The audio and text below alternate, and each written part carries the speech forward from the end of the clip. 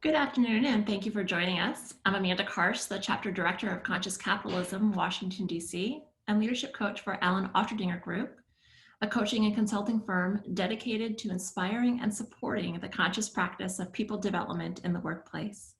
It's my pleasure to be here with all of you today for our Conscious Capitalism DC Hot Seat, where we are asking our panelists, how do conscious businesses provide for both current employee and customer needs, especially as parents are struggling to balance virtual teaching and work. But first, a little bit about conscious capitalism. Conscious capitalism is a way of thinking about capitalism and business that better reflects where we are in the human journey, the state of our world today, and the innate potential of business to make a positive impact in the world. Conscious businesses will help evolve our world so that billions of people can flourish, leading lives infused with passion, purpose, love, and creativity. Our mission is to connect, inspire, and activate our community. So we hope that you will help us elevate the movement and invite others to join us at www.consciouscapitalismdc.org. And now I'd like to introduce today's guests. Joel Bassam is second generation in the family business and Director of Marketing at Eastern's Automotive Group. Eastern's, known for giving back to the DC and Baltimore community, a super catchy jingle, and their partnership with players from the Washington football team and outstanding customer service, is a family-owned used car dealership that has sold over $3 billion in vehicles since opening in 1988. Joel started working for Eastern's washing cars and has worked just about every job in the car business. He was named to the top 40, under 40 in the car industry in 2019, and he heads up the entire marketing operation and most of the operations for the entire organization of Eastern's Automotive Group's corporate facility, reconditioning center, and 8 retail locations spread throughout the greater DC and Baltimore areas. Joel is an avid traveler and hiker and looks forward to getting back to traveling soon with his wife and soon to be first child. Congratulations, Joel. Joel's purpose is to curate curiosity and generate growth for himself and all those around him. Welcome, Joel. Glad to be here. Jennifer Bruton is a partner at Venable Law Firm, where as a real estate attorney, she represents clients in all aspects of sophisticated commercial real estate finance, acquisition, disposition, development, and leasing projects. She also serves as chair of WAVE, Women Attorneys at Venable, whose mission is to improve the rate of retention, promotion, and advancement of women attorneys within the firm, and to increase the number and strength of women attorney applicants. Jennifer serves as the administrative partner of Venable's Washington, D.C. office, and is a member of the firm's opinion letter committee. Jennifer has been recognized as a best lawyer in Washingtonian Magazine, the Best Lawyers Business Edition in Women in Law, and the Best Lawyers in America in Real Estate. Last year, Jennifer was awarded the Legal Advocacy Award for making significant contributions in advancing access to justice for people with disabilities in Maryland. Thank you for joining today's panel, Jennifer. Thank you, Amanda, and thank you. Yes, Kate Herman. Thanks for having me. Yeah. Absolutely, our pleasure. Kate Herman is the head of employee learning and development at the Motley Fool and works with team members across the organization. Founded in 1993 by brothers Tom and David Gardner. Now, David, by the way, is also co-founder of our DC Conscious Capitalism chapter. The Motley Fool helps millions of people attain financial freedom through their website, podcasts, books, and premium investing services. The Motley Fool believes that investing is empowering, enriching, and fun. Their purpose is to make the world smarter, happier, and richer. At the Motley Fool, Kate works to keep everyone up to speed on business, goals, industry, and more. She serves in a team member relations role and works with others to navigate difficult conversations, facilitate team discussions, and work through obstacles to find success. Kate is a peer and executive level coach, working to discover opportunities and resolve challenges. Kate, very happy to have you with us. Thank you so much. It's my pleasure to be here. Yes. Now I'm going to invite our audience to post any comments or questions for our guests in the chat. as I turn the floor over to our three panelists. And Kate, I'm wondering if you can start us out and tell us about a difficult conversation you recently had related to COVID and how it's impacting working parents. Sure. We, like every company out there, have really had to figure out how to navigate what started out as sort of, we're going to take a few weeks and everyone will work from home. And it just sort of became this relentless experience of being at home and adapting our business. We're so fortunate to be a company that can adapt to an at-home scenario. And so we've had a really seamless transition. And at the same time, everything has changed. And so we have done a lot of listening to our fools. In April, Tom Gardner, our CEO, stood up at our all company meeting and said, if you have 2 hours a day that you can give us and the rest needs to go to whatever else is going on at home, we'll take those 2 good hours from you. And that really set the tone for the next 6 months as we've adapted from there. I've spent the past 6 or 8 weeks talking with individual parents around the company of school-age children and younger, because that seems to be an area within our employee base that certainly has some struggles ahead. I think by midsummer, when it became obvious how many local schools were going to be online only, you could, if you can imagine it, feel the panic, even with no one in the same room. You could feel it. It was a tangible, sort of palpable sense of, and so I just went around and listened, and we're fortunate to be a company that has that mindset. It's a very golden rule experience working for the Fool, where you would hope that what you need is what's going to be offered to you. And so what we heard from our parents by and large was they just need a key to a time machine or a time portal to unlock more time in the day. I think the stress on their time is leading to feelings of guilt. They feel like they're coming up short at work and at home and for the teachers and for, every kind of stakeholder in their lives. And so whatever we can do as a company to dial back that pressure, we're willing to do. We have adjusted people's work hours. We have a robust leave program. We, certainly offer FMLA and leave on those levels, but we're looking at our mental health coverage and seeing what we can do to make that better in the coming year. We're reviewing all of our benefits. We're reviewing our parental leave policy right now. We're working with managers to sort of work case by case and make sure the people on their team feel supported and able to really give 100% of themselves when they can, and then give that 100% somewhere else when they can.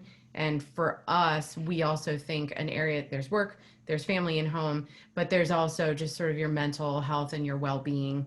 And that's so important to us. And so we have a lot of programs in place, services that Fools can tap into, resources. We have EAP, we have Joyable, we have Touch Care, which is the company that helps sort of take away the burden of the administrative part of medical claims and healthcare claims. If you need to find a new provider, Touch Care can do that for you. So it's just one less thing on your plate. Yeah, certainly in terms of, acknowledging and honoring that principle of conscious capitalism, where we're treating all as stakeholders. You are looking at your holistic stakeholder community. Now, Joel, I know that your business is a totally different animal, not really online, very much face-to-face with the customer who walks through the door, shopping. What have you learned in this COVID experience with your employees? I mean, a lot. When COVID first happened, it was kind of a constant reactionary mode to seeing what the best guidance we could receive from all of the local, state, and national practices of what was the best way to do this and be safe for our employees, our customers, and our community. And just trying to constantly react to that and be proactive about as many measures as we could. We were able to pivot as much as we could to limit exposure from our customers and our employees by adjusting the way that we staff our stores, as well as pushing more of our customers to do more of the transaction online, and some customers even fully online. What we had found in our space, and it's kind of odd that COVID pushed us to kind of brought the cream to the top, but something that's been a discussion for a long time is a lot of customers would accept having delivered to their house, and a lot of customers, more customers than did, wanted to actually go through some version of a more traditional experience. And what we found from feedback from our customers, which is kind of the theme of our COVID experience, is just a constant feedback loop and being reactive in real time, is customers said, I feel comfortable coming into the store. I'm doing the same thing at my house where I'm not living my old life, but I still have to go to the grocery store. I still have to, be practical about the way I live. And car buying for them was no different because it was probably a need. I want to come to the store, but I want to make sure I'm there as little as possible. And, can you walk me through what the practices that you guys are at the store so I feel safe? And we produce all this information online as well as through our phone answering systems. And we found that customers were actually able to do almost the entire transaction online and be in the store for less than 30 minutes. And they're very, very comfortable with it, which is funny because it's something we've been working on for 2 years for more of a retail reason. But, this safety reason really got everyone on board, really guided the ship and has created a more seamless experience that frankly will, in a weird way will benefit us forever because now we know it's possible. Yeah, great. But that being said, it's just like restaurants, things like that. There's a need for our employees to physically be present, which is a whole different set of challenges. Mm-hmm. It sounds like it's also encouraged your business to communicate with the customer in a totally different way. Communicate about things of, what's going on in your store and keeping them abreast of that in that space of being agile. I mean, and even, something is asking customers how they feel about decisions as opposed to maybe an old fashioned sales tactic of let's control the situation. It's more of what do you feel comfortable with and we'll adjust to you, which is definitely a principle that we're trying to achieve. But again, this is kind of forcing us to do that in a completely different way. Yeah, thanks. And Jennifer, you're in the space of offering a professional services, with law, and sometimes there are deadlines and court dates and filings that are set beyond an employee's control. What are you learning about that and how working parents especially are managing that and how it's being reflected positively or negatively with the client experience of it? Yeah, I think we've been really lucky. We've been surprisingly efficient, and we've been, and this is crazy, we've been asking people what they need a lot and trying to, listen to them. And we've we all work remotely. Now there's a certain limited number of people who have to come to the offices to use the conference rooms and things for depositions and such when they just need the equipment and home is too noisy. And we facilitated doing that in as safe a manner as we can with very limited people there and following the guidelines.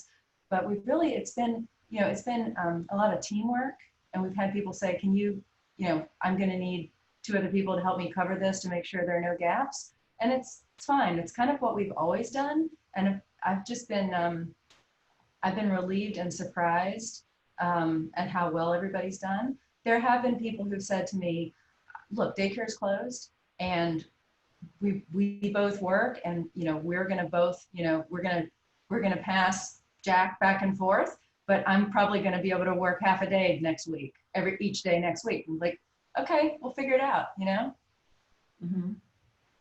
Joel, you had mentioned something when we were chatting before that I found really surprising, fascinating, and kind of kudos to you and your organization, that there have been in fact some employees saying, I can't go back. And Right. What has been your relationship with those employees that are saying, I can't come back into the workplace. I am full-time parent at home caring for the needs of the kiddos and also supporting their virtual learning.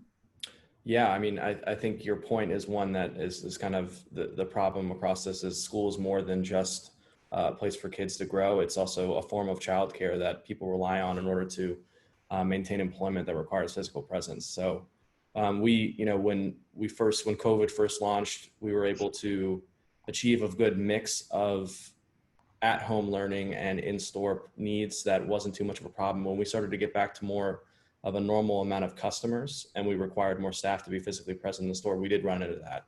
The expanded FMLA protection for the employees allowed us to really maintain that staff for a really long time with maintaining their benefits at a lower amount of pay, but pay nonetheless, because our mindset has always been we hire for life and our intention is to keep employees forever. So when we got to the end of that FMLA run, the intention was to furlough these employees in order to maintain their health benefits and allow them to file for unemployment as opposed to terminating them completely.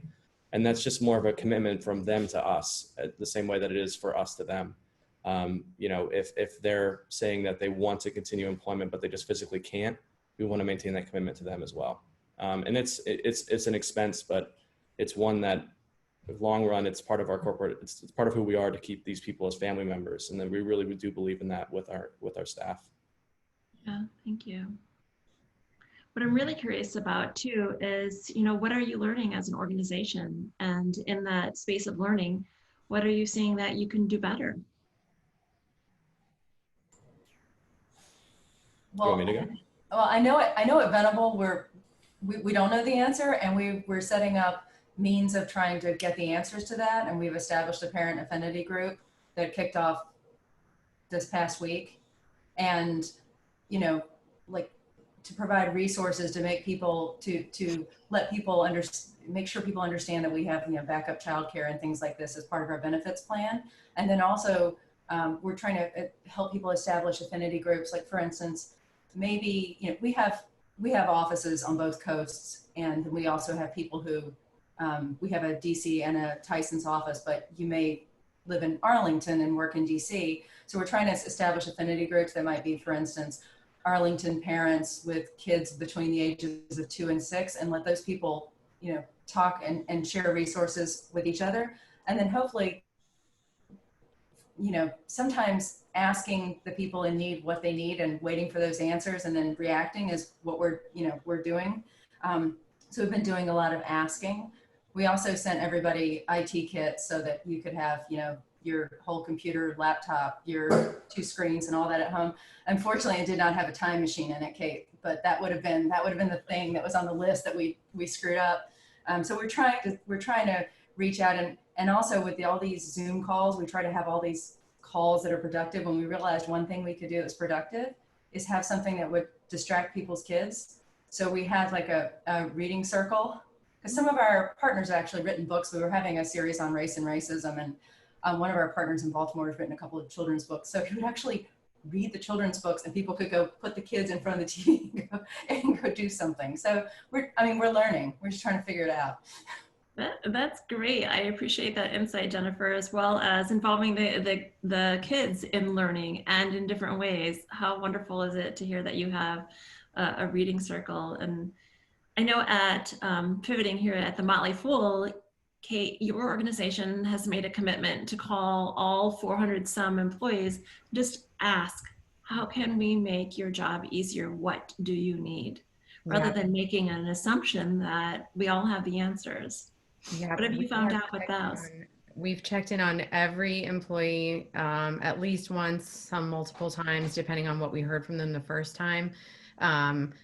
I may steal this book idea. We talked big talk about maybe trying to even self-organize around kind of teaching, you know, different kid groups, but a book circle might be just the way, Jennifer.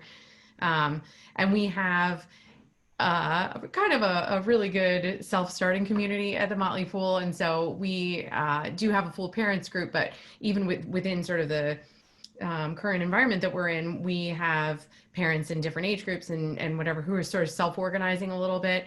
And it was, you know, when Arlington schools did this, is anybody else having tech difficulties this morning? Is this just us? And so you can actually turn to your workmates that you're already connected to on Slack and Zoom all day and get questions to those answers rather than having to switch your focus and tap into your school community to get some responses around that functionality. So that's been really good. And I think we've had some folks who have decided, you know, I'm going to take Monday, Wednesday, and Friday mornings off and Tuesday, Thursday afternoons off. And that's when my spouse and I are swapping. So that's how it's going to work for our family. And we'll just get the work done, you know, in the off hours. We are trying to avoid a scenario where we have people working until 1 o'clock in the morning to get their work done, of course. But it is interesting to see how creative fools themselves can get in coming up with solutions.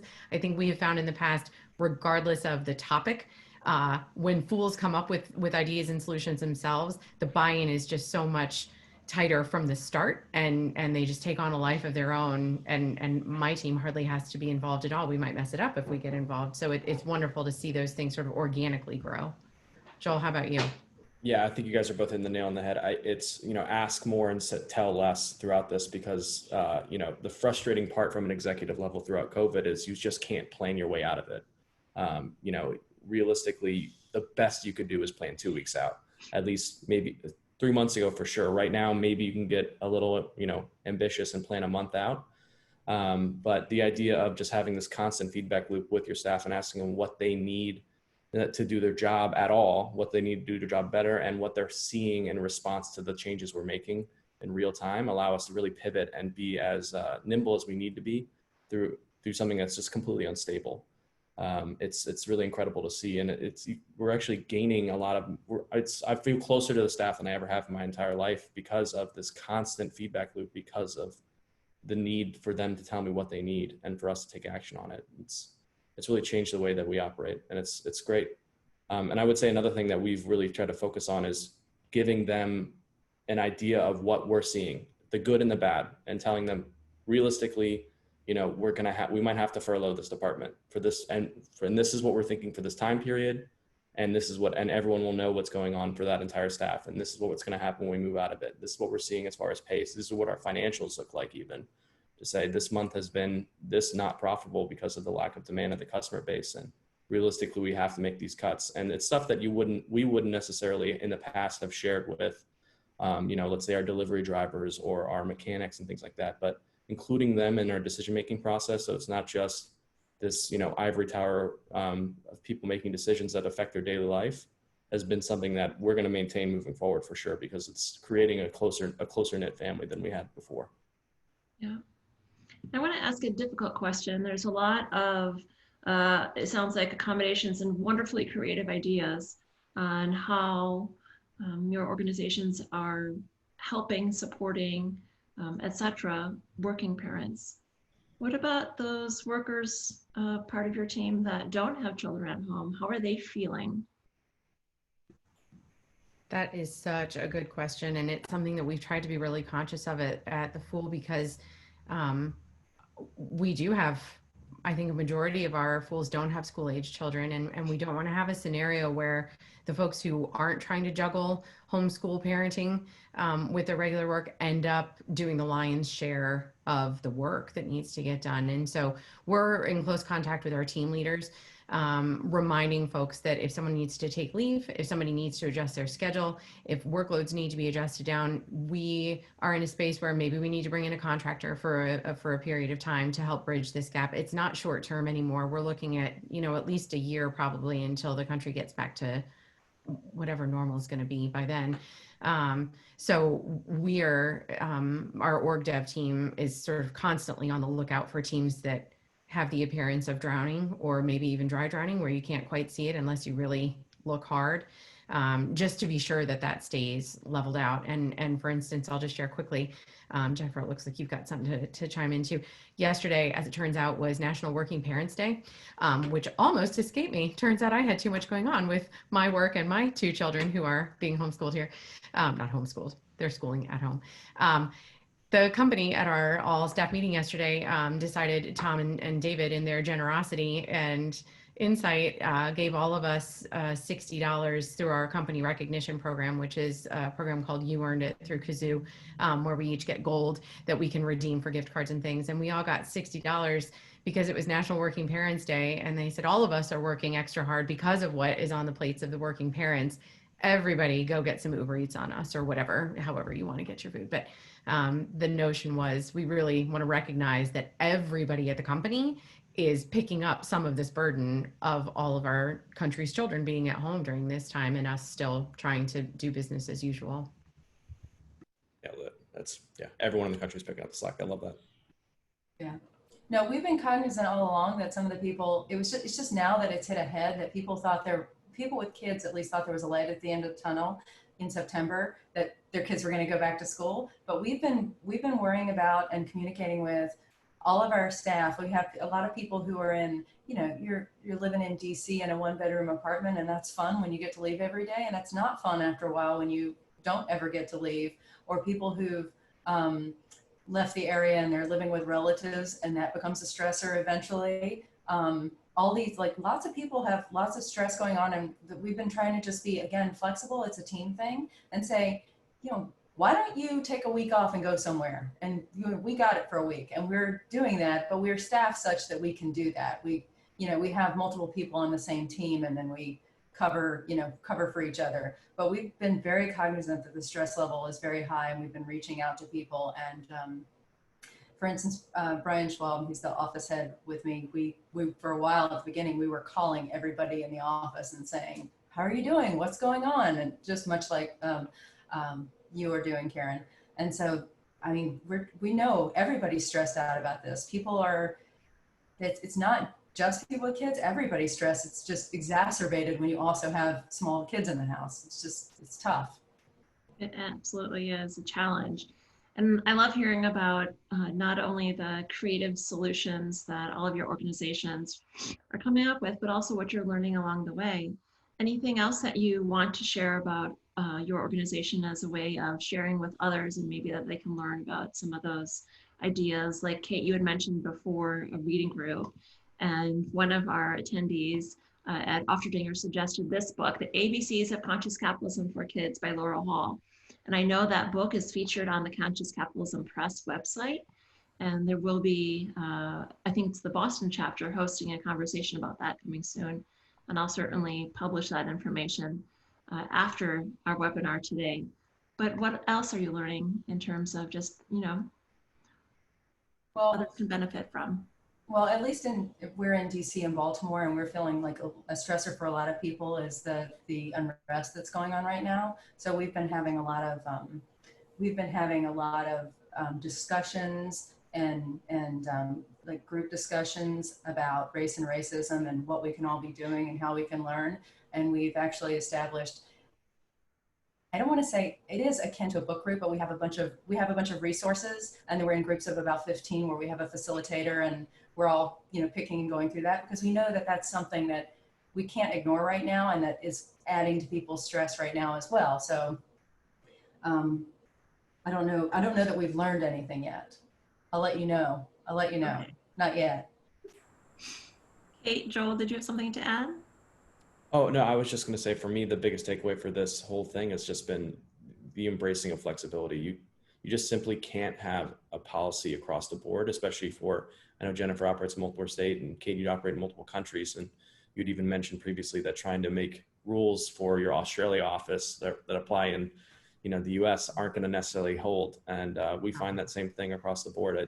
And to go back a little bit too with how we deal with people with families versus people without families. I mean, the reality is you just have to be flexible to both because they have unique challenges. And there's also kind of a balance of, you can't necessarily make policies that fit only one segment, because they could argue that they're being discriminated against for not having kids. Where if you put too much of the extra weight, well, you don't have a family, so you have to come in. And it's just being flexible, and it's kind of counterintuitive to the way businesses run, the way HR departments want to run, and the way our legal department wants us to run. No offense, Jennifer. And we have to kind of roll with the punches, and it relies on communication. We're not going backwards on that. And I hate when people say the silver lining of COVID is, because I don't really think there's ever going to be a positive out of this. But that being said, we are gaining more insight into things that challenges force you to have. So there's something there. Yep. And I do agree too. And I know we're coming up against time. I think we have learned beyond shadow of doubt how much of our work can be done from home in a way that we just never maybe thought was possible. Any doubts about what work can be done remotely have been fairly well erased. Jennifer, we have our Motley Committee, which is a diversity council, and we've got book groups going, and we've got discussions going. We have employees in Oregon who are having to use air filters next to their computers because there's fires raging around them. I mean, 2020 is throwing it all at us. And I think what we've learned most is compassion is mandatory. I think a kindness in all we do is really what's going to see us through to the other side. Thank you, Kate, for wrapping up our conversation just like that. And I'll say wrapping up, but an invitation for everyone on the line to continue it. Thank you to our panelists today. Please follow us at #ConsciousCapitalismDC on LinkedIn and Twitter to receive event updates, including the registration link for next month's hot seat, and learn more about the movement at www.consciouscapitalismdc.org. And if you would please just take a moment to take our poll after the webinar so that we can use that information to help influence, form, and produce future programming for all of you. Thank you so much. Take Thanks for care. having us.